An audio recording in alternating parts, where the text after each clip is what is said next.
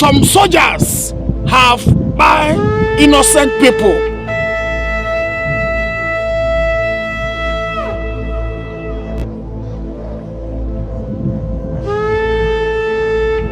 Some police people don't buy innocent people.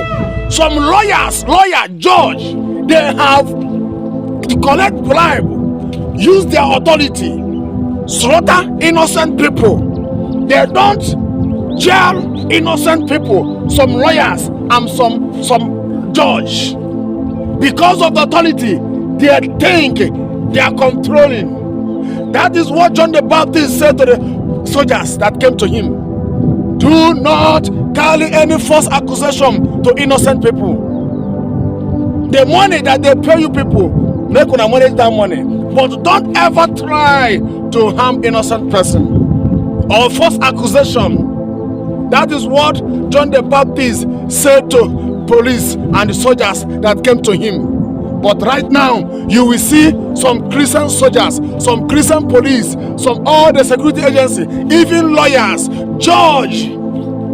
They will use their position and slaughtering, killing innocent people, jailing innocent people, false accusation, allegation. Some police are doing it, some soldiers are doing it because of the money.